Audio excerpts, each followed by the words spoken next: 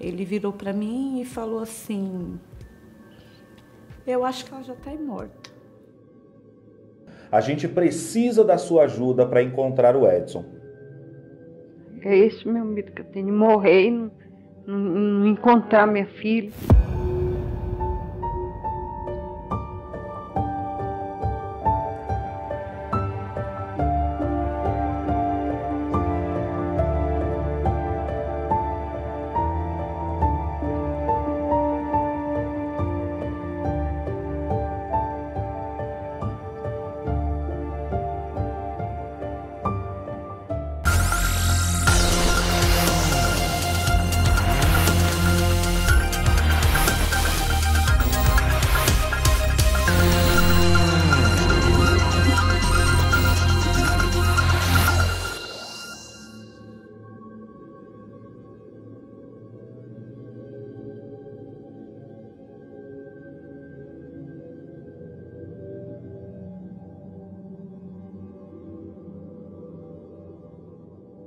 Meu nome é Leandra Rodrigues Torres, né?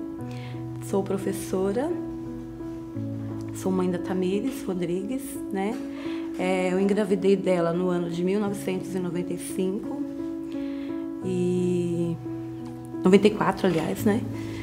Foi para mim um momento muito especial, pois tinha sempre vontade de ser mãe, né? Era um sonho meu de ser mãe. Era uma menina bem agitada, né? Sempre foi uma criança bem alegre, bem agitada, extrovertida, carinhosa. Na escola, né, sempre fez muitas amizades. Ela é uma menina muito carismática, muito alegre, companheira, né? Gosta muito de ajudar as pessoas. Meu nome é Matheus Rodrigues Torres e eu sou irmão da Tamires. Na infância a gente brincou bastante mesmo, assim, só que apesar das dificuldades, problemas assim, a gente foi umas crianças felizes, assim, brincamos bastante, aproveitamos a infância de verdade. Então, meu nome é Adriana Rodrigues, a minha amizade com ela é através dos meus filhos, entendeu? A mãe dela na porta da escola e tudo, fiquei um tempo com ela para a mãe dela trabalhar.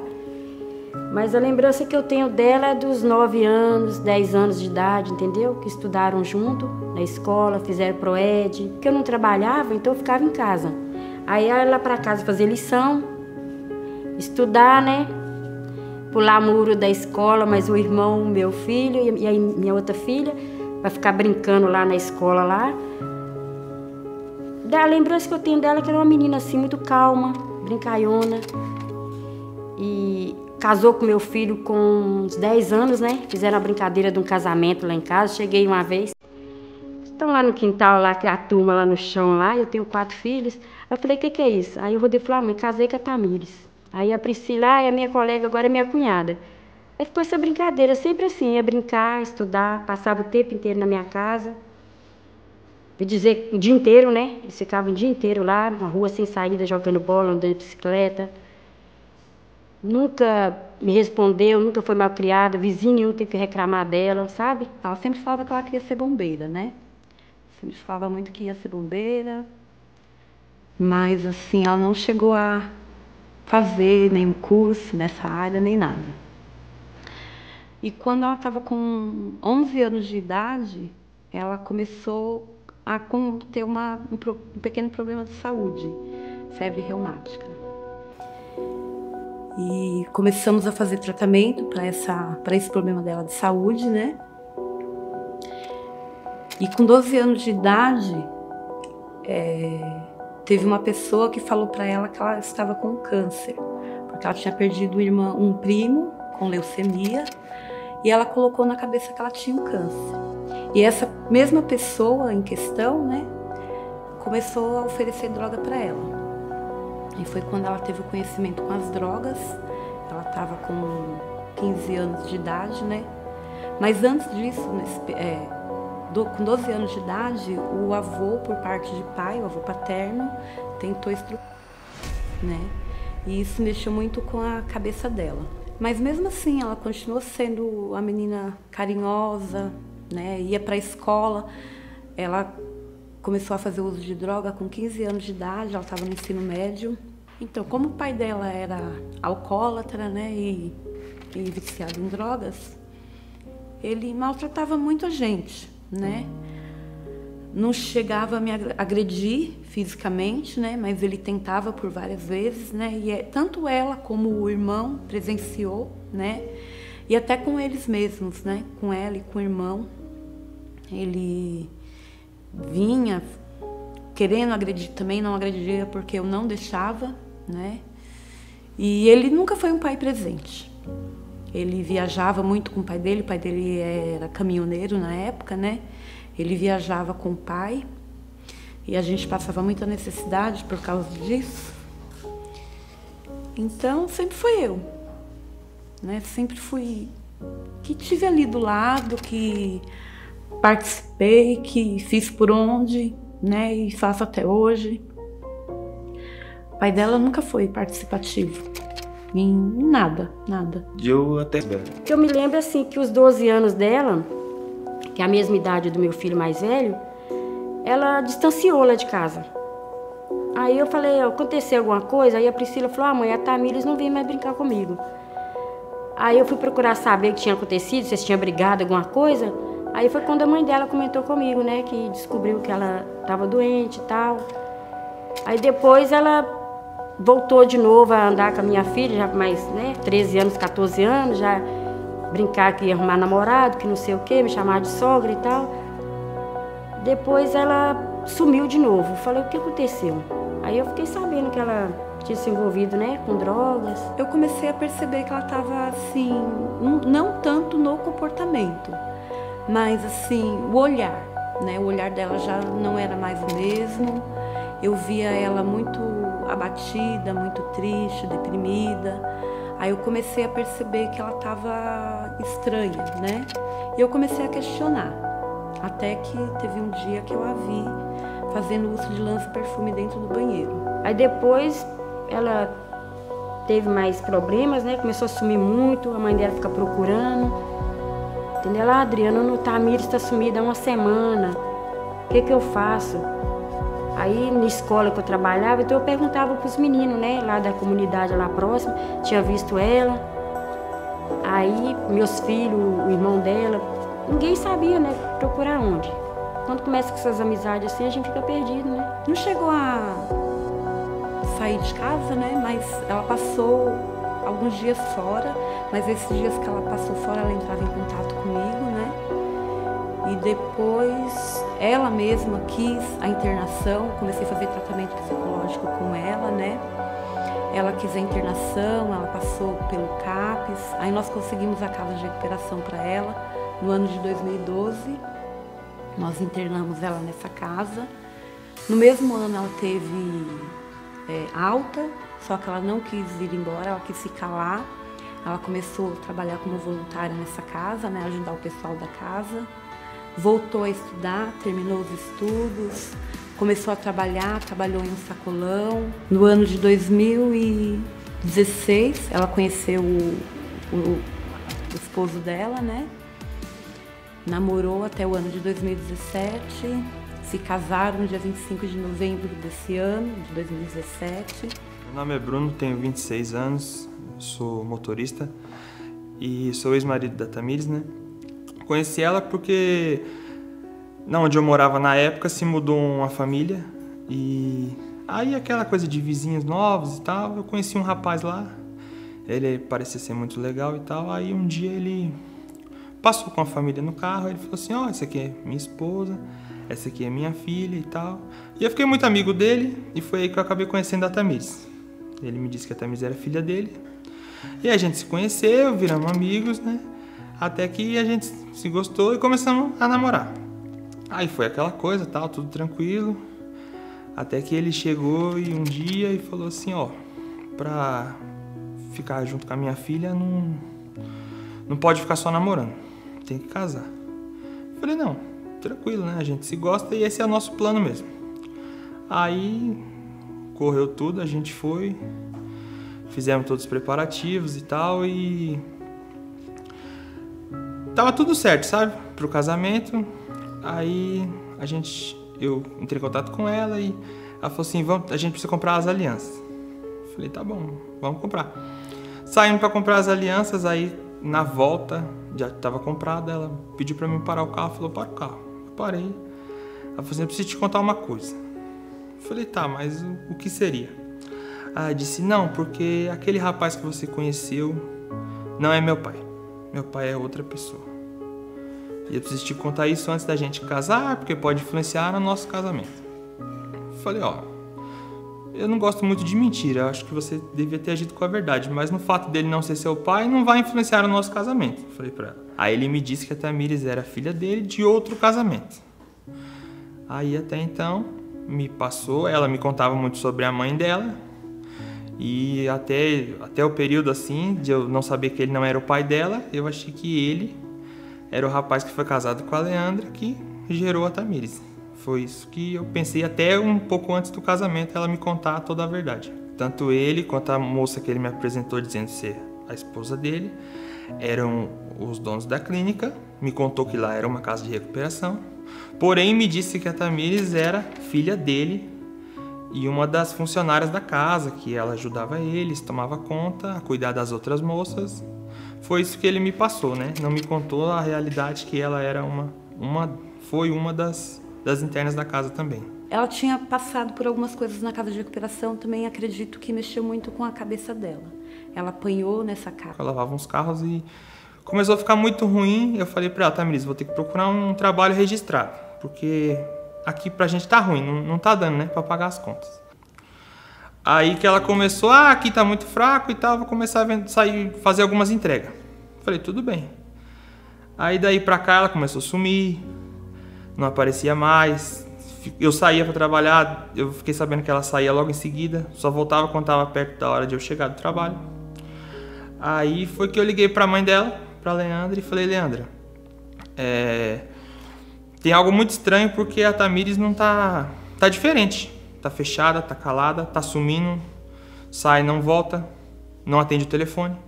Aí foi que a mãe dela falou assim, ai meu Deus, o que eu mais temia aconteceu. Eu falei, mas como assim? O que você mais temia? Ela falou assim, ela não te contou?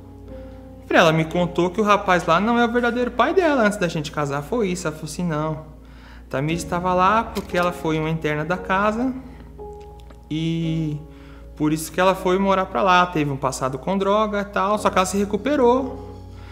Mas agora, pelo que você tá me contando, ela teve uma recaída. Tá acontecendo tudo o que ela fazia, tá acontecendo de novo. Ela começou, no intuito de ajudar o marido, que ele tava desempregado, tinha as dívidas do casamento. Ela começou a vender produtos de limpeza. E nessa de vender os produtos de limpeza, ela começou a ir fazer essas vendas a domicílio, né?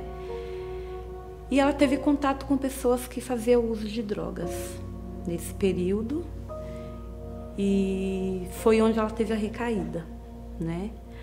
Aí ela começou a fazer uso de drogas novamente. E o marido dela saía para trabalhar, ela saía, né? Assim que ele punha os pés para fora de casa, ela também saía e ia para esse lugar aí onde ela vendia os produtos de limpeza e conheceu essas meninas, né? E para fazer uso de droga, voltava já pouquinho antes dele estar voltando para casa, né? Aí ele também começou a perceber, né, que ela estava diferente. E eu falei para ele, falei assim, olha, Bruno, infelizmente acho que ela não te contou, né, que ela fazia uso de drogas, e eu acho que ela está tendo uma recaída.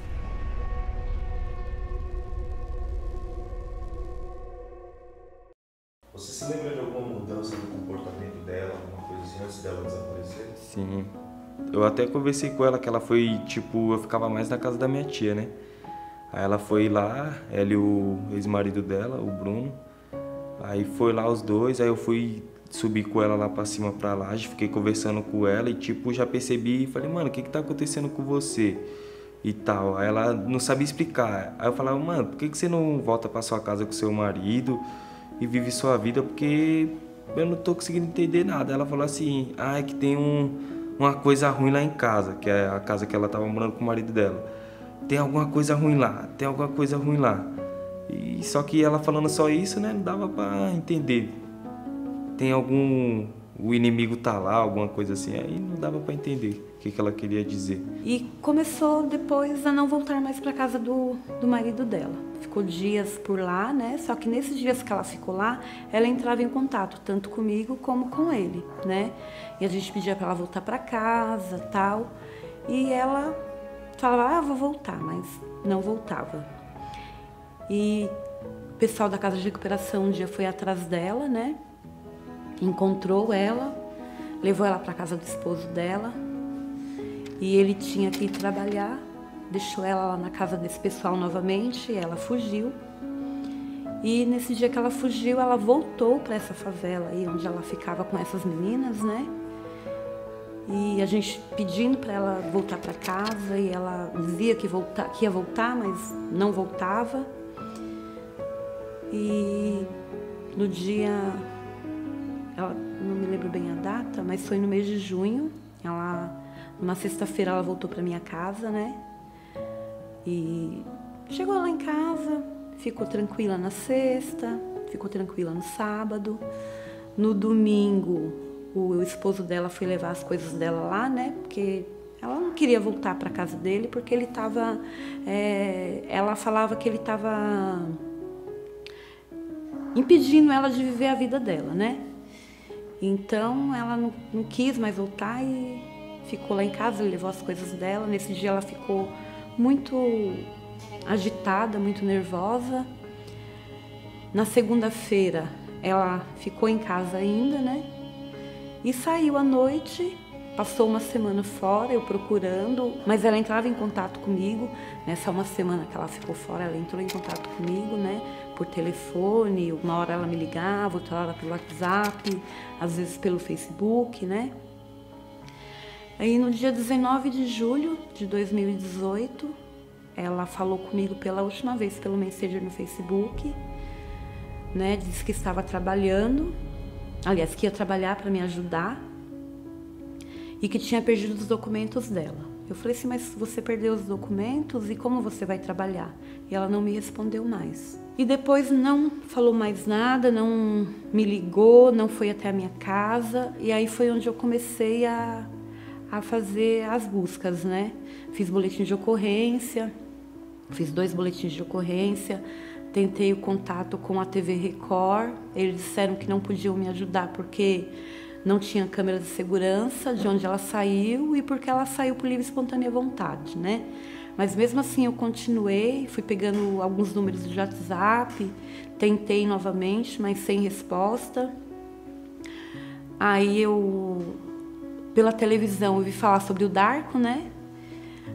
E fui pesquisando, tentando entrar em contato com ele e consegui. Aí peguei o telefone da divisão dos desaparecidos, liguei. Aí liguei tentando falar com ele, né? Aí a moça que me atendeu falou assim, olha, ele não se encontra, eu posso te ajudar? Aí eu contei o caso para ela, né? Aí ela mandou um formulário para mim com 5 vias para eu estar imprimindo, preenchendo, escaneando e enviando para eles por e-mail. Eu fiz isso, né?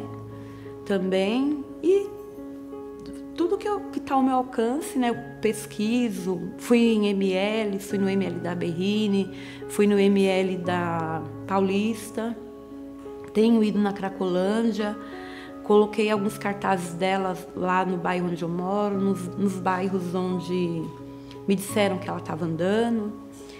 Um jornalista também, de vez em quando, entra em contato comigo, né? Perguntando se eu conseguia alguma coisa. Tem uma página no Facebook que chama Piraporinha News também. De vez em quando eu faço a postagem lá sobre o desaparecimento dela, né? E vou colocando quanto tempo tem o desaparecimento. Entrei esses dias no grupo lá do Cidade Alerta, entrei no grupo do BAC também, fiz postagem lá, mas sem nenhuma resposta até o momento. Eu tentei ajudar ela de todas as formas, várias vezes, quando ela estava ali ainda comigo, mesmo dando isso, né, desse jeito, com essa recaída. Até falei para a mãe dela, falei, não, vamos tirar ela dessa, vamos dar um jeito, porque, né, se ela se recuperou uma vez, se recupera 2, né, não importa o que aconteceu. Mas ela foi de um jeito assim que foi tão rápido, ela não teve jeito, sabe? Ela começou a sumir muito e não aparecia mais. E tava me dando muito problema. Aí até o dia que ela sumiu e foi pra casa da mãe dela, apareceu lá. Aí ela pediu as coisas dela, falou, não quero mais voltar pra aí, quero viver minha vida. Tal. Aí eu falei pra mãe dela, falei, então tá bom, eu vou levar as coisas dela. Aí levei, foi a última vez, na verdade, que eu vi ela. Quando eu descarreguei as coisas dela do carro e ela tava dormindo, ela acordou. Aí ela saiu pra fora, foi a última vez que eu a vi. Eu acho que além de tá mal assim pelo final, né, do nosso casamento, mas porque a sensação de, sabe, parecia que eu tava com as mãos atadas, porque eu não podia ajudar ela, eu não podia ficar com ela na situação que ela tava, e na verdade eu tentei de toda forma ajudar ela, mas ela não queria ajuda, né. Por telefone, nunca recebi trote, né, mas assim, nos bairros onde eu fui, o pessoal disse que viu ela, que ela teve lá comprando droga em um desses bairros. No outro, disseram que viram ela passando, né, que é uma invasão que tem atrás do hospital, o hospital em Boimirim, que é próximo da minha casa, né. E depois, até dezembro do ano passado, o pessoal dizia que ela estava nessa invasão. Eu ia lá de manhã, ia lá no meio do dia, ia lá à noite, mas não cheguei a ver. Nenhum momento, não a vi, e ninguém também falou para mim que onde ela estava realmente, né? Diz que viam ela passando. E lá na Cracolândia, alguns moradores de lá falam também que vê ela por lá, que ela já esteve lá. Tem uma igreja lá chamada Cristolândia também. Eu estive nessa igreja, a moça estava lá organizando umas roupas de doação. Ela falou para mim, parece ter visto ela, né? E assim, acho que a última vez que eu estive lá foi em agosto, né? Não voltei mais. E vou divulgando, converso com uma pessoa, converso com outra, pergunto, né? Passo foto, às vezes as pessoas entram em contato comigo perguntando se eu já encontrei, eu falo que não, né? Mas até o momento... Eu acho que é muita coisa na cabeça dela e a partir do momento que ela teve essa recaída nas drogas, ela se tornou uma pessoa assim que... ela, né? E por isso eles não tem mais o contato, né? Me bloquearam por esse motivo. No WhatsApp eu não digo porque o meu celular quebrou, né? Foi dia 2 de novembro do ano passado, eu recebi um telefonema de uma amiga dela, da escola, que o marido dela é policial. E ela viu a postagem no Face, ela pegou meu telefone e me ligou. Falou assim, Leandra, aqui é uma amiga da Tamires, né? Eu estudei com ela.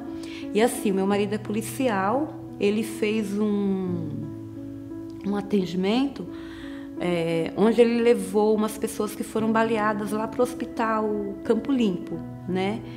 E tem uma moça que eu mostrei a foto para ele disse que é muito parecida com a sua filha. Vai até lá para você ver, né?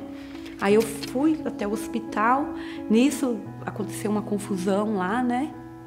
E eu já estava nervosa, aí eu fiquei mais nervosa ainda, fui até o banheiro, coloquei meu celular em uma partezinha lá do banheiro, o celular caiu e quebrou. Aí nisso que meu celular quebrou, eu perdi o contato deles, né? Então não sei se no WhatsApp também eles me bloquearam, mas sei que no Facebook eles me bloquearam, que eu não tenho mais eles, nenhum de lá. Nenhum pessoal, as meninas que eram internas, né? Que também não estão mais lá. Que eles fecharam. Depois que ela casou, eles fecharam a casa de recuperação. Eu acho que o problema com o pai dessa casa... Eu me lembro que quando ela ia brincar lá, ela pedia para eu pedir para a mãe dela para dormir lá em casa. Mas como eu tenho 2 rapazes, né? E minhas 2 meninas que eram bem mais novas que ela, então, né, a mãe dela não deixava e também não era certo, né? Mas o que eu senti era ela muito apegada com o irmão e com a mãe. Demais. Muito carinhosa. A mãe, para ela, era tudo. Mas a casa, lembranças ruins que ela tinha, né? Que eu ouvia a gente lavando louça, ver criança conversando. E eles acham que, né? Aí ela falava que a vontade dela é que mudasse daquela casa. Né? A mãe dela conseguisse vender. Teve uma hora que a mãe dela estava até vendendo a casa. Vender a casa e tal e mudar. Entendeu? Hoje eu acho assim que o problema com o pai, o primo, problema de saúde. Mas agora, dela adulta, isso aí ela superou. Essa parte aí eu tenho certeza que ela superou. O que pegou foi esse negócio onde ela ficou internada. Eu tenho pra mim que tem que procurar fundo. Procurar fundo, porque eu tenho pra mim que a Tamires tá com esse pessoal. Esse pessoal sabe onde é que ela tá.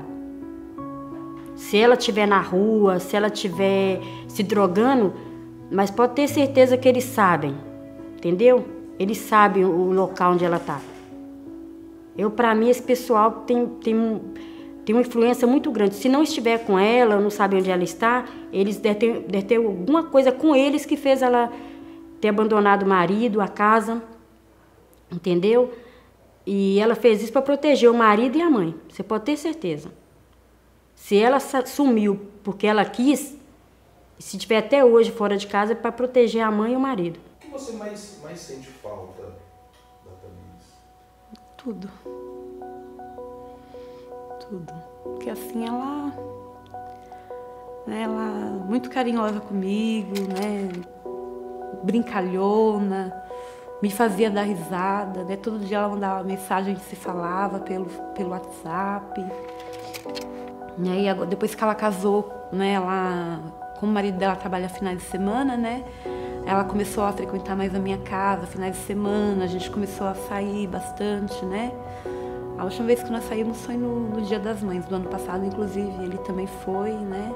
Nós fomos para um pesqueiro lá perto de casa, foi muito gostoso, a gente brincou bastante, ela cantou, ela sempre muito alegre, muito extrovertida, né? Para ela não tinha tempo ruim, não tinha dia ruim, não tinha... Sempre ela estava de bem com a vida, sempre ela estava alegre, sempre ela estava sorridente, né? Para ver ela nervosa ou triste é muito difícil, muito difícil. Eu sempre mantive contato, assim, muito contato com a mãe dela, tenho até hoje, né? A gente tem amizade. E sempre propus a ela, porque precisar, o que eu puder estar ao meu alcance, eu vou estar fazendo para estar ajudando ela nessa jornada aí. Porque, além de a Tamires, antes dela ser minha namorada, minha mulher, a Tamires foi uma grande amiga. Então, sempre vai ser minha amiga por tempo indeterminado. Para mim foi muito ruim, né? Saber que ela tá sumida, a gente não sabe se ela tá comendo, se alguém tá judiando dela, entendeu? Aí a minha filha disse que viu ela numa comunidade lá, numa invasão, e veio me falar, né? A gente pegou e contamos pra mãe dela. Teve um dia aí que uns 8 meses atrás, eu andei de noite, tarde da noite, lá na invasão, pra ver se eu via ela, mas não vi. Meu marido falou pra mim que tem pouco tempo que ele viu ela em algum lugar, mas não se lembra, que como ele trabalha na rua, né? Ele trabalha em eventos, essas coisas. Ele falou assim, eu vi essa menina no lugar, mas não me lembro. Ontem mesmo ele falou pra mim, eu falei, tenta lembrar, Alessandra, que agora você tá trabalhando lá pro centro, tenta lembrar onde é que você viu ela pra gente poder ir atrás. É muito doido. Ela conviveu na minha casa uns 3 ou 4 anos, mas como se fosse a vida inteira. Você tem esperança de encontrá-la? Com certeza. Sem dúvida nenhuma. Creio muito que uma hora ela vai, né? Que Deus vai mostrar pra mim onde ela tá. Todos os dias. A parte mais difícil pra mim é quando eu sonho com ela. É um dia que eu sempre sonho, que eu encontro ela em algum lugar na rua, né? E aí quando eu acordo, que eu olho para um lado, olho para o outro, que eu vejo que foi só um sonho, é muito doído, né? E muito ruim também quando alguém fala alguma coisa nesse sentido, né? Ontem mesmo, estava conversando com eles, né? Eu fui até uma barraquinha perto da minha casa para comprar alho. Aí o rapaz da barraquinha falou, e sua filha, você já tem notícia? Eu falei, infelizmente ainda não. Ele virou para mim e falou assim, eu acho que ela já está morta. Acabou com o meu dia. A gente já está ferida, machucada, né? Porque já são 1 ano e 4 meses já, né? E a pessoa vem falar uma palavra dessa pesada, que nem eu falo, tem diferença nas palavras, né? Se a pessoa fala assim, mas que seja viva ou morta, que se ela tiver acontecido algo grave, né, com ela, que Deus mostre para você onde ela está. É diferente, né? Será que ela ainda está viva, Leandra? É diferente, né, da pessoa chegar, para mim ela já está morta, né? Essa palavra dói muito, né? E já não é a primeira vez que falam isso para mim, né? A gente tenta filtrar, né, não absorver, mas é difícil, é muito difícil. E eu continuo as minhas buscas, né? Não vou desistir. Já falaram pra mim, Leandra, é a vida que ela escolheu, deixa pra lá. Eu falei, é minha filha, independente se ela já é de maior, se foi a vida que ela escolheu, né? É minha filha, é um pedaço de mim. Então eu vou continuar as buscas. Todo fiozinho de esperança que aparecer, eu vou pegar, com certeza. Qual que é a melhor lembrança que você tem delas? Ela me chamando de minha sogra. Que ela falava que ia casar com o Rodrigo. E hoje ele é casado, né? Mas se ela voltar e não quiser ir para casa da mãe dela, né? Nem para casa do marido, que ela pode ir para mim. Ela pode me procurar que a porta da minha casa vai estar aberta, da Priscila, que é minha filha, da Luana, do Rodrigo, Pedro Henrique, todo mundo tá, entendeu? Ela pode vir que ela vai morar comigo, entendeu? Eu vou cuidar dela, entendeu? Que eu amo muito ela, entendeu? E se alguém tiver com ela assim, tiver deixando ela procurar a mãe, que tenha piedade dessa mãe, entendeu? Que deixa ela dar pelo menos um alô e falar, pelo menos uma mensagem desse negócio aí que eu não sei falar o nome, e falar, mãe, tô viva, tô bem, não se preocupe não, sabe? Porque é muito ruim a mãe não saber onde é que tá o filho. E que eu tô esperando ela, quando ela chegar, vou dar nela um abraço e vou comprar uma bola para nós jogar na rua. Jogar uma peladinha. É só isso. Acho que não ter notícias é a pior coisa. Você tendo uma notícia sendo boa ou sendo ruim, você tem uma notícia. E a pior das esperanças é não ter uma notícia. Então ela retornando, eu estaria muito feliz. Feira, dia 4 de janeiro de 2024. O ano novo que havia acabado de começar ainda estava sendo celebrado por muitos turistas estrangeiros e brasileiros de férias na cidade maravilhosa ou ainda aqueles que estavam de recesso das festas de ano novo na famosa praia da Barra da Tijuca. Mas, para a família do menino Edson Davi da Silva, o ano começaria diferente. Hoje vamos trazer um episódio um pouco diferente do que costumamos trazer e vamos falar sobre um caso muito recente, o desaparecimento do menino Edson Davi, um caso que está repercutindo muito por todo o país e em todas as mídias. Edson Davi da Silva, que tem apenas 6 anos de idade, desapareceu na última quinta-feira, no dia 4 de janeiro de 2024. O pai de Edson trabalha numa barraca localizada na orla da Barra da Tijuca, perto do Posto 4. Anote bem, Posto 4. E o menino estava acostumado a acompanhá-lo em seus dias de trabalho. O menino Edson foi visto pelo pai no final da tarde do dia 4 de janeiro enquanto brincava com um adulto e 2 crianças na areia. O pai teve que dar atenção para alguns clientes que estava atendendo e se ausentou por um momento, e quando retornou, o filho já não estava mais lá. Conforme mostram algumas imagens de câmeras de segurança, no início da tarde, o menino Edson abordou um funcionário de um quiosque ali próximo e pediu uma prancha de bodyboard emprestada. O homem disse à polícia que, apesar de conhecer o menino, não emprestou a prancha, pois o mar estava bastante agitado naquele dia.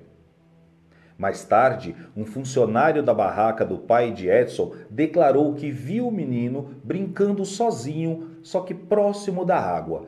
Mas o menino foi orientado pelo salva-vidas local, para se afastar do mar. Desde então, as autoridades e a família de Edson têm se dedicado às buscas, e isso com o auxílio de helicópteros e drones, e também se concentrando ali tanto na região próxima ao mar quanto na faixa de areia. O menino Edson Davi é bem conhecido não só pela família, mas também pelos trabalhadores que frequentavam aquela região como uma criança alegre e inteligente. De acordo com as informações coletadas até o momento, levando-se em conta as condições do mar naquele dia, a principal linha de investigação das autoridades é de que Edson possa ter se afogado. Então, as autoridades concentram a busca ali no mar. No entanto, a família do menino refuta a hipótese de afogamento. Eles se agarram ao fato de que Edson nunca entrou no mar desacompanhado. E além disso, inclusive, o menino tinha medo de água. No último sábado, dia 6 de janeiro, a família de Edson recebeu a informação de que ele teria sido visto em uma lanchonete. Um dos motoboys que trabalhava no local também avistou um menino muito parecido e que tinha todas as características descritas, na descrição que foi feita de Edson. E esse menino estava sentado com um casal. Ele chegou a tirar uma foto da criança com o celular. Depois de informar a gerente e as autoridades, a foto acabou chegando até a família de Edson, que se dirigiu imediatamente até o local. Por questões legais, eles demoraram um pouco para ter acesso às imagens das câmeras de segurança da lanchonete. Depois de averiguar as imagens com cautela, tanto a família de Edson quanto a polícia declararam que não, o menino não é o Davi, não é o Edson. E descartaram também a hipótese de que ele tenha estado naquela lanchonete. O casal que aparece na fotografia e que esteve na lanchonete fez um pronunciamento por meio das redes sociais e também compareceu à delegacia para confirmar que tudo não passou de um mal-entendido. Nesse meio tempo, a família de Edson começou a receber trotes e pedidos de recompensa e que, de acordo com a polícia, não procedem. As buscas por parte do Corpo de Bombeiros continuam. Fotos tiradas por diversos banhistas no dia do desaparecimento de Edson também estão sendo investigadas.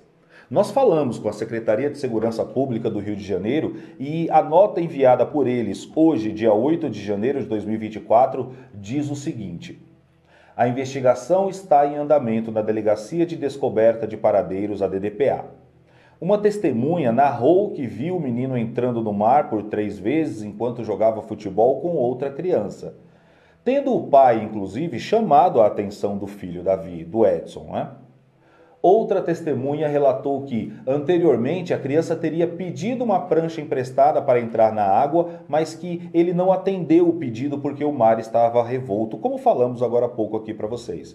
Ainda em nota, a nota afirma ainda que, em depoimento, um homem que trabalha com o pai do menino afirmou que também teria pedido para o menino sair da água, tendo em vista as condições do mar. A DDPA acrescenta que todos os relatos de crianças semelhantes estão sendo apurados, inclusive com a colaboração de polícias de outras unidades da federação. E nenhum se mostrou verídico. As buscas continuam e contam com o apoio do Serviço Aeropolicial, o SAER, e também o CORE. Então, nós estamos aqui para pedir ajuda para que essa família tenha um começo de ano diferente. Caso você tenha qualquer informação realizada ao desaparecimento, em relação ao desaparecimento do menino Edson, entre em contato por meio de um dos números informados no cartaz que é divulgado pela polícia e também aqui por nós e que está aí na sua tela.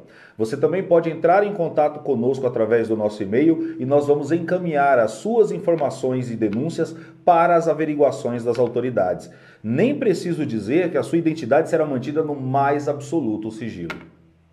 Antes da gente finalizar aqui, eu gostaria também de pedir para que você possa olhar novamente para a foto do Edson que nós estamos colocando aí na tela e para que você possa prestar muita atenção na imagem desse menino.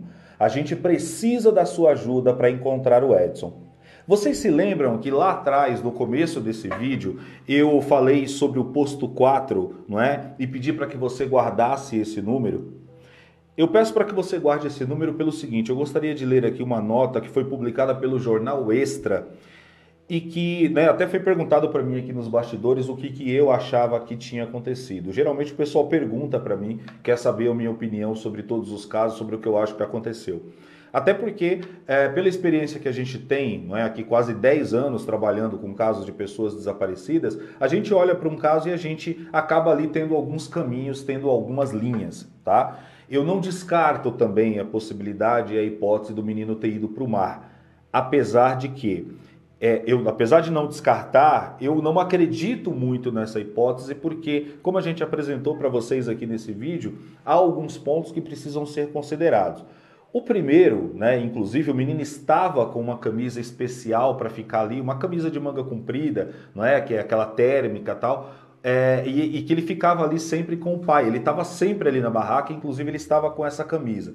Isso quer dizer alguma coisa? Não muita coisa, mas diz o seguinte pra gente: esse menino estava acostumado a estar ali com o pai. Ele estava sempre ali, ele inclusive ia preparado para ficar durante horas a fio ali com o pai. Mesmo que não estava trabalhando, não estava ajudando, como vocês viram aqui nesses relatos, ele ficava ali brincando com outras crianças, mas estava sempre às vistas do pai.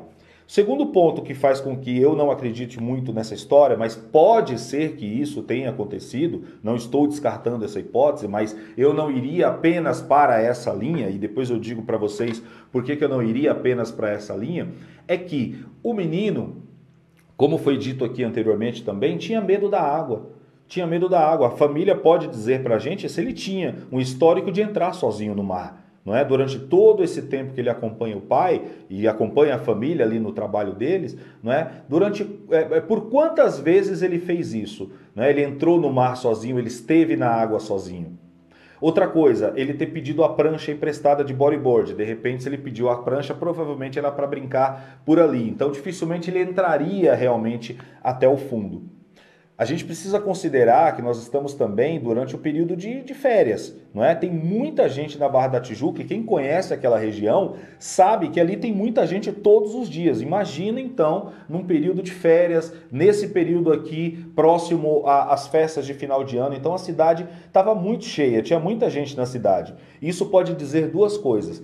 A primeira coisa, dificilmente esse menino iria para o mar ou se afogaria sozinho sem que ninguém visse ele entrando no mar. Pode existir essa possibilidade? Pode existir, mas eu acho muito difícil. Eu acho que talvez é muito mais fácil não aparecerem pessoas dispostas a falar, não é? Para não ter que de repente parar, para dar depoimento, não sei o que eu acho que seria um absurdo, mas é mais fácil acontecer isso do que necessariamente ninguém ter visto o menino entrando na água. Então, esse é mais um ponto que eu acho que é importante que a gente precisa considerar. E um terceiro ponto que a gente precisa considerar é que é o seguinte: mesmo que ele tenha entrado na água e que de repente, né, eu não gosto nunca de trazer a possibilidade do óbito, mas vamos supor que existe essa possibilidade, como já foi levantada, não é, e que a polícia trabalha com essa hipótese de afogamento. Cadê o corpo? Não é? E se esse menino se afogou, acho que dificilmente ele teria ido para muito fundo na água. Né? O quanto ele sabia nadar, ou o quanto ele sabia, né, ele tinha familiaridade com o mar ao ponto dele entrar e ir tão fundo ao ponto da água não trazer de volta, ou ao ponto, né, de repente, como que ele teria ido até mais fundo sem esse salva-vidas ter visto, né? Como a gente já falou aqui, inclusive nesse vídeo também, ele foi orientado pelo salva-vidas, ou seja, tinha gente ali tomando conta e tinha gente de olho nele também, né? Pode ter acontecido, ele, né, alguém deu uma vacilada, ele deu um perdido ali, entrou na água e desapareceu sem ninguém naquela faixa de areia, naquele espaço em que ele estava, ter visto. Existe essa possibilidade? E as pessoas que estavam na água, ninguém viu também ele entrando na água? Porque não é só quem está na areia, né? Quem está na água. Não apareceu nada relacionado a isso ainda. Só que o ponto que eu queria que você marcasse, e que a gente já trouxe aqui diversos casos do Rio de Janeiro, e a gente sabe das dificuldades do Rio de Janeiro, de todas as deficiências que o sistema de segurança pública no Rio de Janeiro tem, eu quero trazer para vocês aqui algumas considerações, então eu vou ler a nota do Jornal Extra, e é isso que me chama a atenção. Em nota publicada no Jornal Extra, a Polícia Civil informou que a Prefeitura do Rio entregou as imagens das câmeras de segurança. Isso aqui não está na nota que eu li, tá? Isso aqui foi uma outra nota que a Ariane, nossa jornalista, conseguiu e mandou aqui pra gente. Então o Jornal Extra afirma que conseguiu, né, junto à Polícia Civil do Estado do Rio de Janeiro, a seguinte nota, de que a Prefeitura entregou as imagens das câmeras do posto 3 e 5 da Orla da Barra da Tijuca. E, conforme o ofício enviado pela Prefeitura, as câmeras localizadas no posto 4, ou seja, no endereço solicitado, melhor dizendo, estavam em manutenção naquela data. Então, para quem conhece as praias do Rio de Janeiro, sabe a extensão que é, não é? Ali a Praia da Barra, sabe o tamanho que é, quantos postos tem, são vários postos, eu não sei exatamente quantos são, a gente está mostrando aí para vocês nas imagens a faixa de areia da Praia da Barra da Tijuca. Então é bem grande, é uma coisa bem grande mesmo. Então, assim, o que me chama a atenção é o seguinte: de todas as câmeras de segurança que tem nessa área e que todas deveriam estar funcionando, porque afinal de contas a gente está falando de um Réveillon, a gente está falando de um período de férias e a gente está falando de uma das regiões mais visitadas do Rio de Janeiro, por que que justamente as câmeras de segurança, ali do entorno do posto 4, são justamente as câmeras que não estavam funcionando?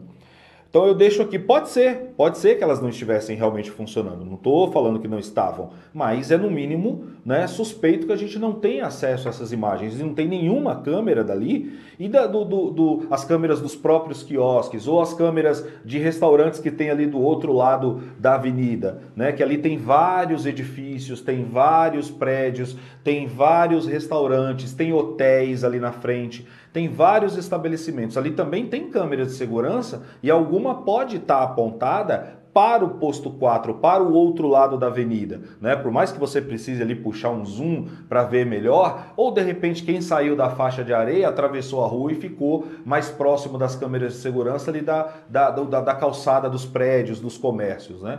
Então o que eu quero dizer é que assim, é preciso que a Prefeitura do Rio de Janeiro seja transparente com a sociedade e que explique por que essas câmeras não estavam funcionando e, principalmente, que eles possam apresentar para a sociedade uma justificativa para elas não estarem funcionando, inclusive oficial. É muito importante, porque assim, se essas câmeras pararam de funcionar, deve ter um e-mail de alguém comunicando, sabe, pedindo uma ordem de serviço ou pedindo uma troca de câmera, deve ter uma informação, deve ter algo ali num sistema, né, que eles devem ter de gerenciamento de tudo isso. Não é possível que não tenha. Se bem que no Rio de Janeiro tudo é possível, porque a parte política do Rio de Janeiro, pelo amor de Deus, é uma bagunça terrível, eu não sei como a população do Rio de Janeiro consegue conviver com a desorganização que é todo o serviço público do Rio de Janeiro, não é? Então, o que a gente quer, então não seria nem um pouco difícil que de repente eles dissessem, não, a gente não faz esse controle da câmera que quebrou, a gente não tem isso armazenado em nenhum lugar, nem nada, não tem nada sobre isso, só quebrou, a gente vai lá e troca. Então não seria difícil, tá, ter esse tipo de informação por parte, né, da Prefeitura do Rio de Janeiro. Mas a gente reforça aqui que nós gostaríamos de saber por que essas câmeras não estavam funcionando e a gente quer ver algum documento, alguma nota, algum ofício, algum e-mail, alguma coisa de alguém da administração ali, das câmeras de segurança, alguém da prefeitura que gerencia, que toma conta dessa parte ali do monitoramento, que possa ter comunicado para alguém o motivo dessa câmera não estar funcionando ou então um pedido de troca, tá? A gente gostaria de ver isso, porque é muito importante que seja transparente, não é? Porque para mim aqui soou, né, um alarme, que pode ser um alarme falso, obviamente, mas soou aqui para mim, não é, de uma maneira estranha essa coisa de que todas as outras câmeras estavam funcionando, mandaram do posto 5, mandaram do posto 6, mas não mandaram justamente as câmeras do posto 4, e é dessa que a gente precisa. E não é nenhuma loucura a gente acreditar, e eu gostaria também de pedir para a Polícia do Rio de Janeiro para não abandonar a possibilidade desse menino ter sido sequestrado. A gente recebeu aqui, inclusive, informações também de que, pelo fato da polícia estar se concentrando muito na possibilidade de afogamento, e aí entenda o seguinte: a possibilidade de afogamento, talvez trabalhem com a possibilidade de que um corpo não apareça. E aí o caso meio que estaria resolvido. A gente está falando de uma criança, a gente está falando de um filho de trabalhadores e a gente gostaria que o atendimento, que as câmeras, que tudo a respeito desse caso aparecesse rápido e fácil, como foi no atropelamento do ator Kaique Brito. Teve todo tipo de câmera de segurança, teve todo tipo de tentativa de descobrir, de saber se de repente o motorista de aplicativo, ou até quem sabe a empresa de aplicativo talvez tivesse alguma culpa naquele atropelamento. Então ali apareceu câmera de todo tipo. teve todo tipo de testemunha, teve todo tipo de coleta de informação, de levantamento. Para quê? Para que, óbvio que isso precisa ser feito, eu não estou criticando o fato de terem feito, eu só estou falando que esse mesmo empenho seja usado no caso do menino, para descobrir o que foi que aconteceu com o menino. Porque o meu medo é que trabalhem com a possibilidade dele ter sido afogado e que lavem as mãos para isso. E que digam, deve ter sido afogado, deve ter se afogado, o mar levou o corpo, tal. Esse tipo de coisa que pode acontecer e que a gente sabe que quando não querem fazer um trabalho, desculpas aparecem.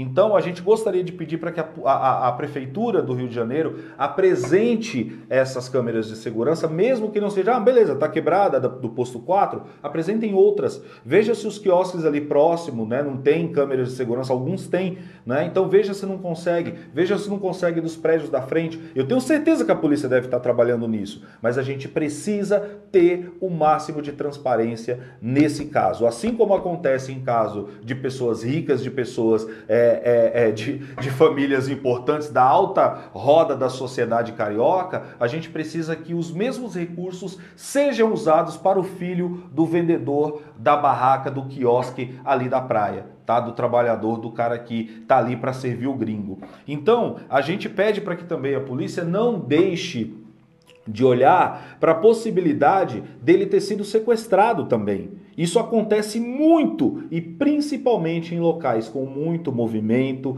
principalmente em locais onde também tem gringos. A gente precisa parar de romantizar essa coisa de que gringos são bonzinhos e tal. Não, gente, vocês precisam entender que tem um monte de gringo que vem pro Brasil para aprontar mesmo, tá? Joga no Google que você vai ver. Recentemente a gente teve um caso do pessoal de uma companhia aérea, que inclusive foi no Rio de Janeiro mesmo, né? Uma companhia aérea inglesa, 2 ingleses aqui, um rapaz e uma moça, caíram na gandaia no Rio de Janeiro e depois saíram falando que tinham sido assaltados. Para quê? Porque eles perderam o trabalho no dia seguinte, perderam o passaporte, o pessoal tinha usado droga e o caramba, foi uma bagunça danada e depois eles botaram a culpa nos ladrões. Falaram que eles tinham sido assaltados, né? Por quê? Porque a imagem que o Brasil tem lá fora também não é das melhores. Então é fácil você acreditar que foi assaltado no Rio de Janeiro. Mas eles usaram disso. Por quê? Porque não é pelo fato de ser gringo que ele é bonzinho, que ele é gente boa, que não. Muita gente vem para cá pro Brasil, a gente sabe, né, para que é, para fazer certos tipos de turismo, para se aproveitar da falha dos nossos sistemas. Eles sabem que os nossos sistemas são falhos, então muitos deles vêm para cá justamente para isso. Então não devemos abandonar essa hipótese. A gente está cansado de trazer aqui no canal casos de crianças que desapareceram no Rio de Janeiro, em outros estados do Brasil. 40% de todas as pessoas que desaparecem por ano no Brasil são crianças. Então a gente precisa olhar para isso. Onde estão essas crianças? Muitas delas a gente sabe, o pessoal não fala, mas a gente sabe que existe o tráfico de pessoas para fim de adoção. A gente tem aqui no canal, né, um programa que eu produzi, que eu dirigi, que está no canal Investigação Discovery e que a gente tem alguns episódios aqui de crianças que foram traficadas para Israel, foram adotadas por famílias de Israel. Isso acontece com todas as crianças que desaparecem? Não. Tem muitos casos que não. 40% das crianças desaparecem, só que os motivos são muitos. Esses são apenas alguns deles. Tráfico de órgãos, tráfico para exploração sexual, tráfico para trabalho escravo. Então tem tudo isso, tá? Infelizmente a gente sabe que tem tudo isso. Então é preciso olhar para o todo. Quem é essa pessoa, esse homem, esse gringo, segundo disseram, né, segundo informações que trouxeram, que o menino estava conversando e brincando na areia? Quem é essa pessoa? A gente precisa saber quem é essa pessoa.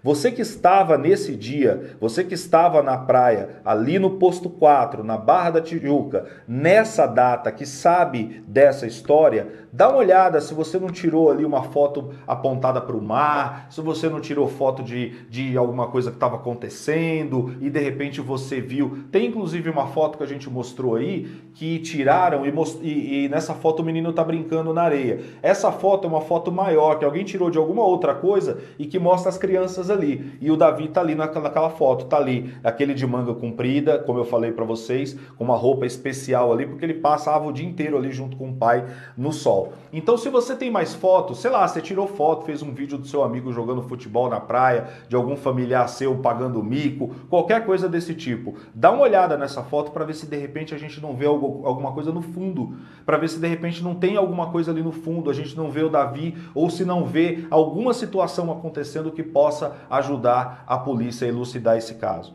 tá? Então, por favor, a gente pede para que todos que, né, possam ter estado na praia ali da Barra nessa data, nesse dia, no posto 4, que sabe do que a gente está falando, dê uma olhada aí nos seus vídeos, nas suas fotos que você fez aí da família e tudo, vê se de repente você não consegue enxergar o Davi ou alguma coisa suspeita no fundo da sua foto ou do seu vídeo. Quem sabe isso vai ajudar a polícia a ir por um outro caminho, ou vai dar, né, quem sabe, as explicações corretas para que possa ter acontecido, tá? De repente é uma imagem que mostra o menino de fato entrando no mar, então isso vai realmente ajudar a elucidar bastante esse mistério, tá bom? Mas vamos ficar de olho nesse caso, a gente vai ficar em cima, a gente quer que esse caso seja solucionado. Porque o que acontece? Quando crianças ou jovens desaparecem no morro, ou são pessoas no morro, a gente já mostrou aqui e a gente já teve informação da polícia em algumas situações, a gente já conversou em off com alguns policiais e o pessoal fala que eles não vão atrás. Por que eles não vão atrás? Porque eles não sobem morro, eles não, né? A gente sabe como é que é. No Rio de Janeiro a polícia só sobe morro para fazer aquilo que a gente sabe que eles fazem. Eles não sobem morro para procurar pessoas desaparecidas. Em muitos casos, ou a pessoa mora em comunidades e desapareceu na comunidade, ou inclusive crianças, ou pessoas desaparecem em outros lugares e foi visto pela última vez numa comunidade e tal, a polícia não entra lá para ver, porque eles já pressupõem que eles vão ser recebidos de uma determinada maneira, ou que essa pessoa era envolvida com alguma coisa, eles já pressupõem isso, né? Que era uma pessoa que estava envolvida com alguma coisa, então certamente, não, isso aí... Eles já falaram para a mãe, a gente já mostrou o caso aqui da polícia falando para a mãe na delegacia, dizendo, mãe, olha só, posso te dar um conselho? Vai para casa, descansa, esquece isso, toca a sua vida, porque seu filho está morto já pelo tráfico. Não dá para a gente ir lá procurar, porque não tem como subir o morro para procurar uma pessoa, entendeu? Eles dizem isso, eles falam isso, em muitas situações eles falam isso, e a gente já trouxe aqui casos em que as famílias ouviram isso das autoridades. Então, assim, por gentileza, esse caso aconteceu na orla da Barra da Tijuca. Não olhem para esse caso, não olhem para essa criança, não olhem para as origens dela, para a cor da pele dela, ou para o que ela estava fazendo, e você também que está assistindo não julgue, porque muita gente fala aqui, o que essa criança estava fazendo com o pai lá na praia? Ué, podia estar passeando, podia estar brincando. Ele estava brincando. Só que ali ele estava com o pai estava trabalhando e ele estava ali curtindo a praia, ele estava junto, o pai tomando conta do filho. Ele pode ter sido levado por alguém? Pode. Numa distração ele pode ter entrado na água? Pode. Só que a gente precisa ter certeza de tudo isso. Não vamos fazer conjecturas e eu peço, por gentileza, para as autoridades do Rio de Janeiro, prefeitura, governo do estado, para a polícia, para que tomem providências, para que olhem todas as possibilidades, para que investiguem de fato esse caso e não coloquem uma pedra em cima por se tratar de uma criança que é filha de um trabalhador, tá? Quero mostrar para vocês também aí, porque ontem, como a gente falou aqui, houve também uma manifestação lá na Praia da Barra, né, com familiares, com amigos, com pessoas que foram ali levar o seu apoio, né, para a família do Davi, e elas, né, fizeram ali uma passeata, uma manifestação ordeira, né, pacífica, pedindo, né, ali chamando a atenção, como você pode ver, parando ali. Eles não pararam o trânsito, eles estavam ali enquanto o farol estava fechado. Você vê que o farol aqui em São Paulo, né, lá no Rio é sinal.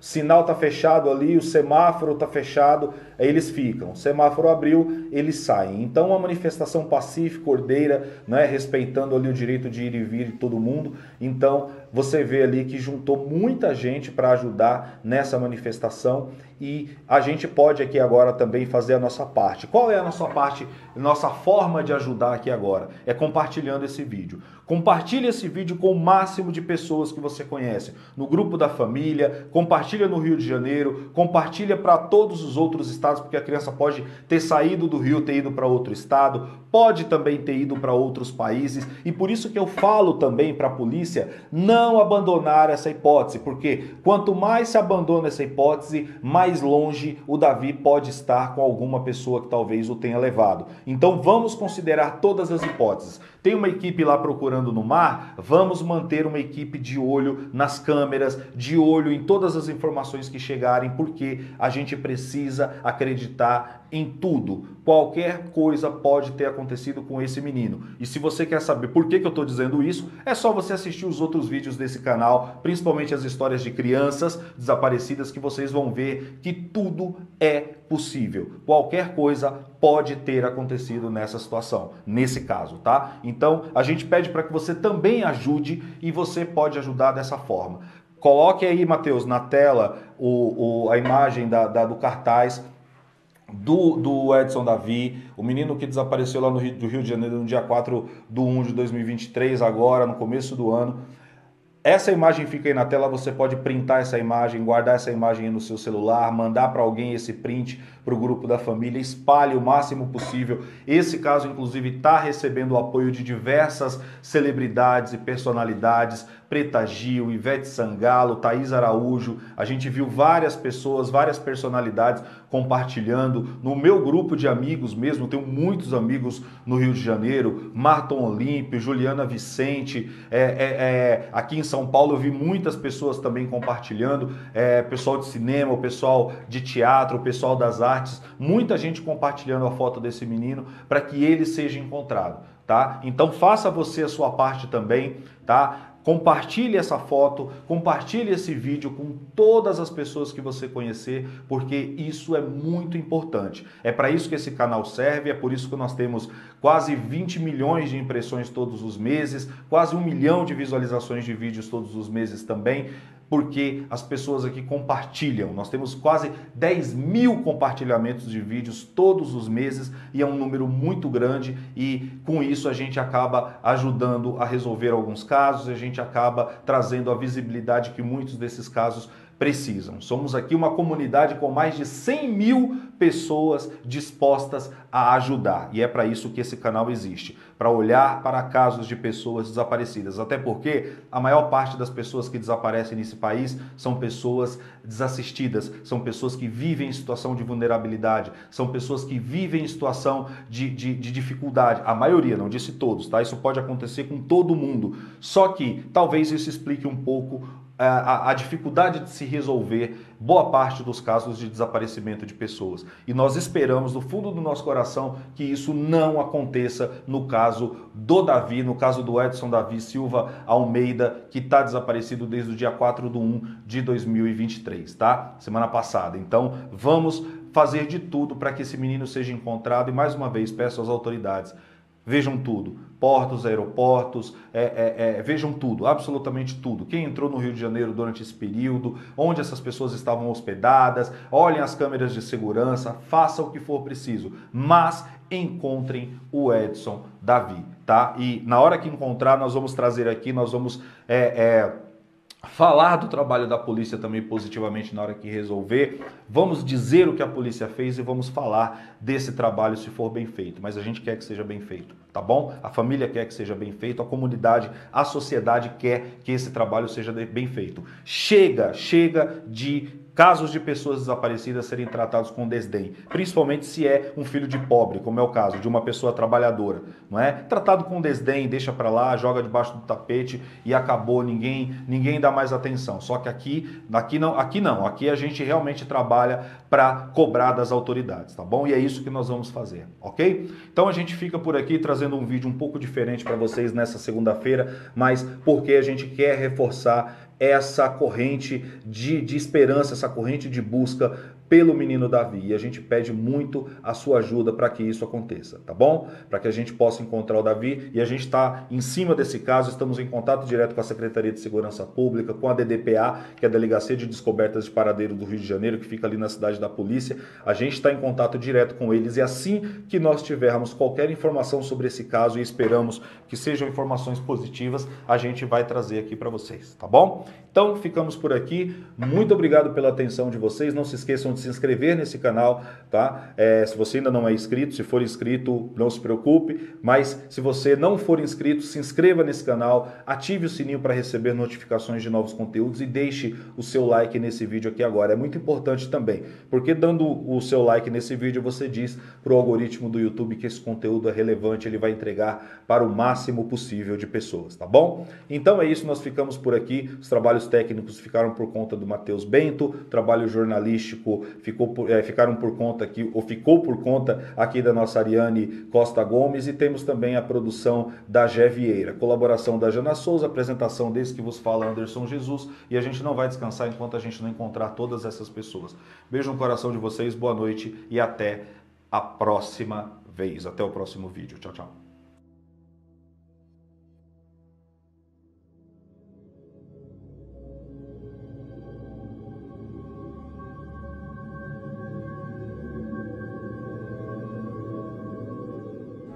Isso não foi sequestro, foi um roubo. Eu fui boba, né? Como é que eu ia adivinhar também? Tem um bandido envolvido nessa história. Meu nome é Rosa Prevelato.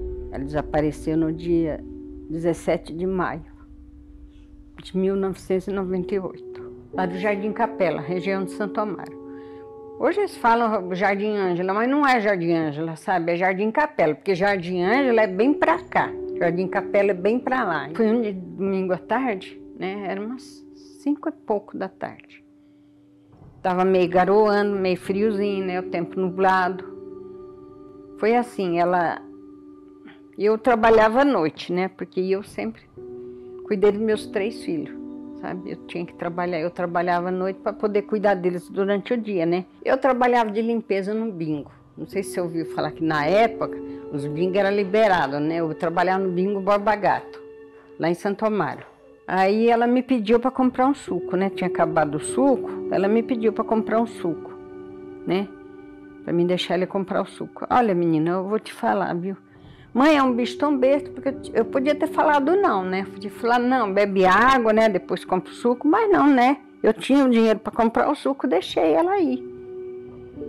Eu mandei ela pegar o dinheiro no bolso do meu uniforme, que eu ia trabalhar, mas eu falei para ela, vai, mas volta logo, filha, porque ela cuidava desse pequenininho, ele tinha 3 aninhos, né?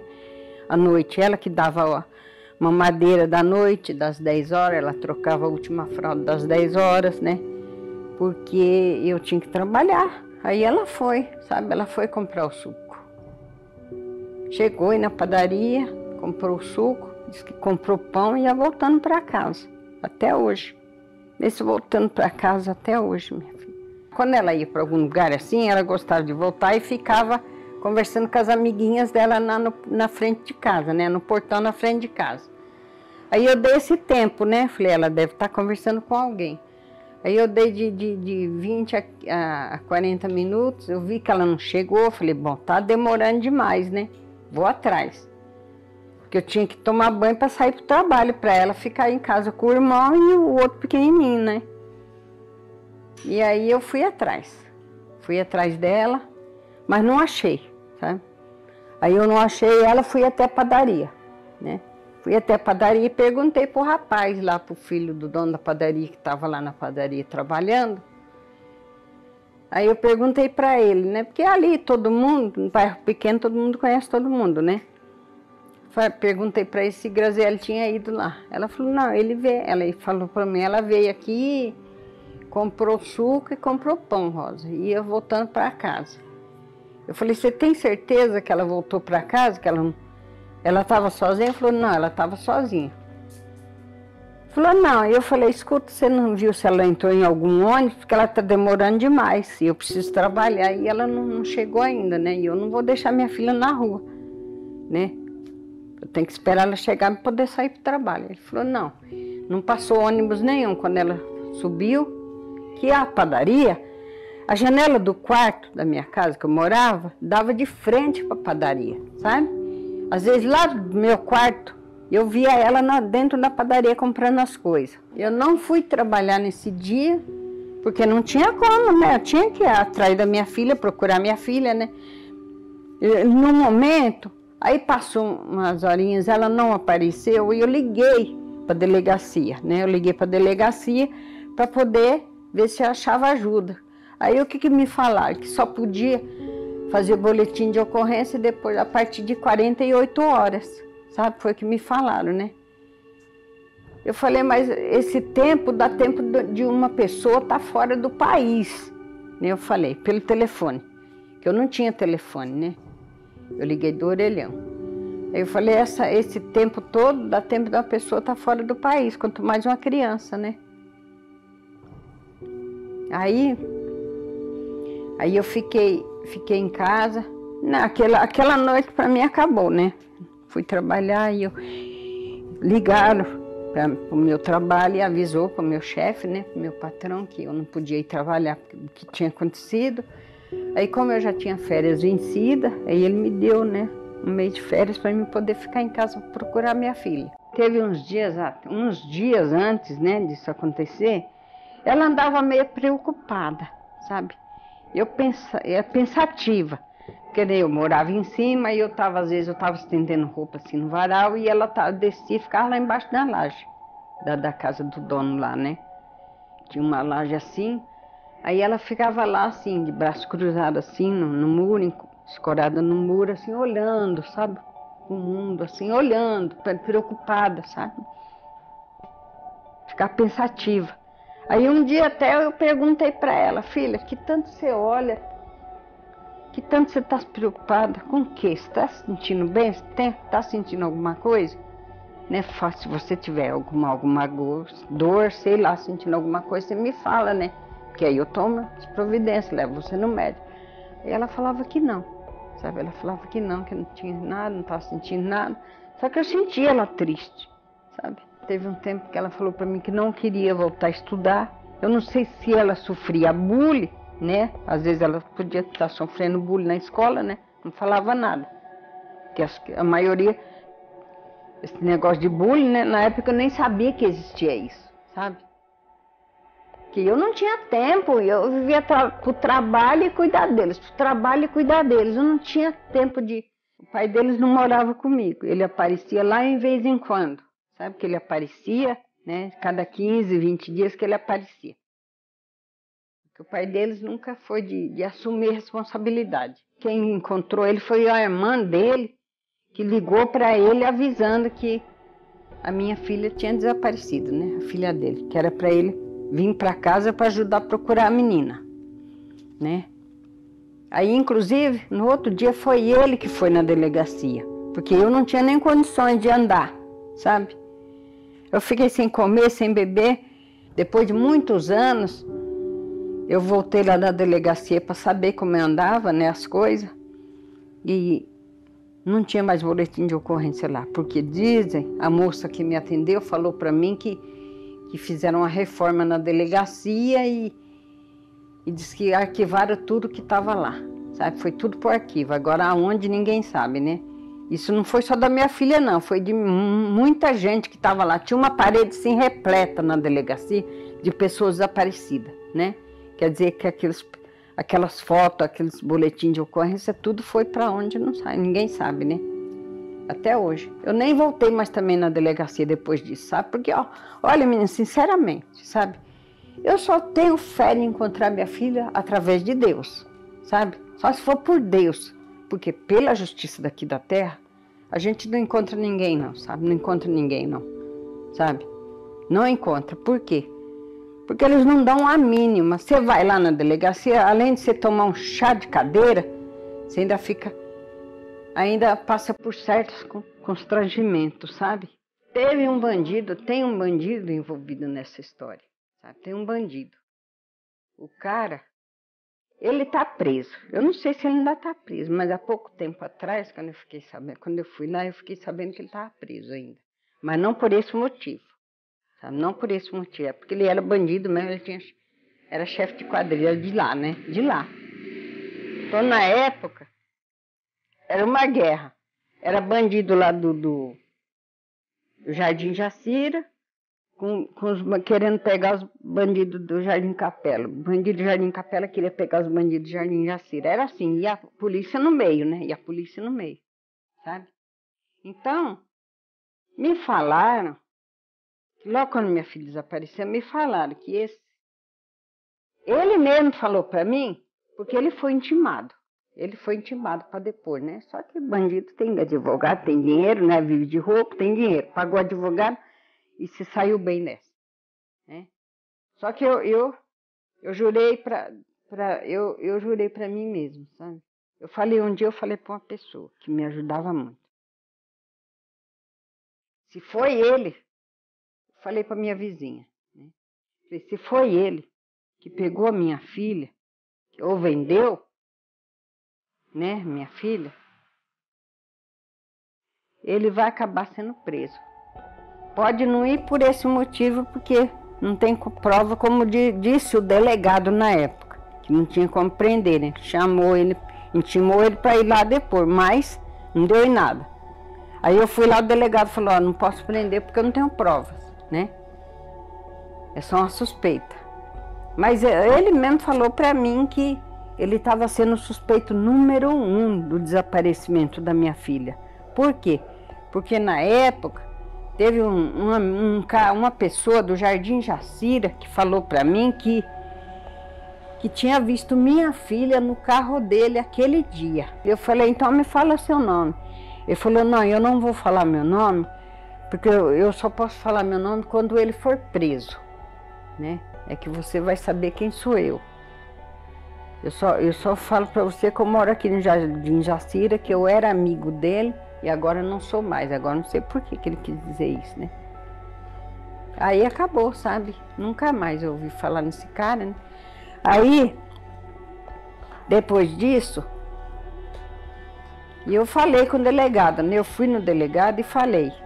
Aí, depois de 2 anos, aí eu mudei de lá, sabe? Daquela casa, eu fui para outra casa, sabe? Para outra rua. Aí jogaram uma carta anônima no meu quintal, no quintal que eu morava, sabe?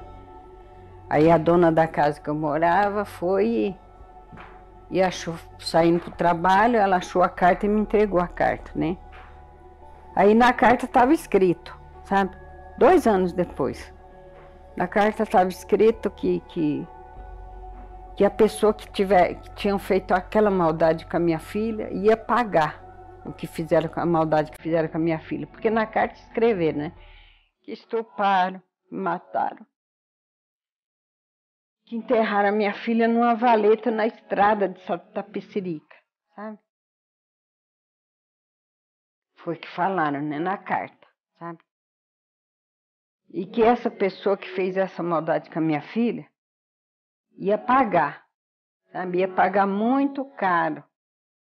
Porque eu, como mãe, eu tinha o direito de saber a maldade que tinham feito com a minha filha. 2 anos depois que ela tinha desaparecido. E as buscas ainda continuavam, né? As procuras. Ainda continuavam. Ia muita reportagem lá, sabe? Aí, a pessoa que escreveu a carta não pôs nome, né? Foi anônima. Aí falou que essa pessoa ia se vingar da maldade que fizeram com a minha filha. Agora eu te pergunto, por que essa pessoa ia se vingar? O que essa pessoa tinha a ver, né? Eu não sei, sabe? Às vezes eu fico me perguntando, será que não foi essa pessoa que escreveu a carta para mim poder parar de procurar, sabe? Porque ia muita reportagem lá, ia a Record, ia a Bandeirante, ia o SBT, ia muito repórter lá, sabe? Me entrevistar o Gil Gomes, sabe? Gil Gomes já foi, acho que umas 2, 3 vezes lá. Eu também parei de ir na delegacia, sabe? Eu vi o que eu queria que eles fizessem na época. O que eu queria que eles fizessem era fazer o que fazem muito, sabe? Pegar aqueles cachorros, logo que eu levei aquela carta, o que eles tinham que ter feito? Eles tinham que ter me procurado e pegar esses cachorros que acham, né, as pessoas, que fareja, que encontra droga, encontra as pessoas, né? Que levasse lá na estrada Tapecerica, sabe? Isso que eu queria, sabe? Para ter certeza que essa carta que me escreveram é mentira, sabe? Só que não fizeram nada, minha filha, não entraram em contato comigo, mais nada. Ficou por isso mesmo, até que perderam a carta, né? Levaram não sei para onde. E aí, o que aconteceu? O que aconteceu, eu fiquei sabendo muito tempo depois que acho que pegaram minha filha por engano. Porque os bandidos queriam pegar a filha de um filho de um bandido lá, e eu acho que pegaram minha filha por engano, porque as meninas eram muito parecidas. A minha filha era muito parecida com essa menina, essa filha desse outro, que morava em outro lugar, sabe, no Jacira. Então diz que foi pega, foi um engano, sabe, pegaram por engano. Só que eu não acredito nisso, não. Eu não acredito nisso. O que eu acho que quem pegou justamente para vender minha filha, para pegar dinheiro, para subir, melhorar de vida, né? Com o meu sofrimento, com o sofrimento da família e da minha filha também. Isso que eu penso, sabe? Né? Eu fazia tudo que eu podia por ela, por eles, né? Pelos três, sabe? Eu acho que ela não tinha motivo. Eu não sei dentro dela, né? Eu não sei dentro dela, né? Porque você não me conhece por dentro, eu não te conheço por dentro. Né? Ninguém conhece que você. Eu não sei o que você está pensando, você não sabe o que eu penso. Então eu não sei o que passar pela cabecinha dela, né? Eu só sei que aconteceu, né? Agora o motivo ela não tinha, porque era eu e eles três dentro de casa, né? O pai aparecia em vez em quando. Então, que motivo ela podia ter, né? Vida boa ela não tinha, lógico, vida de rico eu não podia dar, mas eu dava o que puder, né? O que eu podia dar, eu dava. Não, na rua ela não brincava, porque eu não deixava, sabe? Não deixava brincar na rua de jeito nenhum. Porque não é porque é minha filha não, mas vocês veem, ela era uma menina muito bonita, sabe? Era uma menina que ela tinha 9 anos, mas se olhar para ela assim, você dava de 12 a 13 anos para ela, sabe? Ela estava ficando mocinha, sabe? Os olhos azul, uns olhos azul verdeados, sabe? Que ela tinha, né? Ela era muito bonita, então tinha muita gente que falava para mim, põe essa menina para trabalhar na televisão que ela vai se dar bem, né? Mas o meu medo era tanto de acontecer o que aconteceu que acabou acontecendo, sabe? Eu tinha medo. Ela era muito dada com as pessoas, sabe? Nossa, desde pequenininha, qualquer um que chamasse ela ia junto, sabe? Ela ia. Por isso que eu tinha medo, sabe? Não deixava andar na rua só de jeito nenhum. Brincava, tinha muito amiguinho que morava, brincava, mas dentro de casa. Só que ela era assim, ela era muito vaidosa, sabe? Gostava queria que eu deixasse ela pintar cabelo. A menina com 9 anos, deixar pintar cabelo. Não deixava. Não, porque eu falei, não, vai estragar seu cabelo.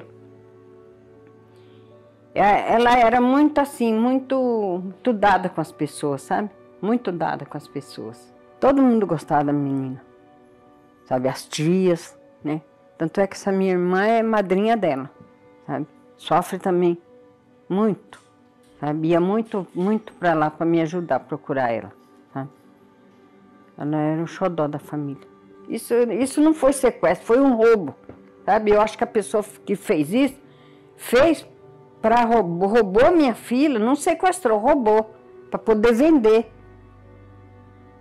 Porque o que eu penso foi isso, sabe? Que roubaram. Porque sequestro, eles pedem alguma coisa em troca, né? E não pediram nada em troca, então foi roubo. Que filho de pobre é roubado, não é sequestrado. Filho de rico é sequestro, né? Mas filho de pobre, minha filha, é roubo.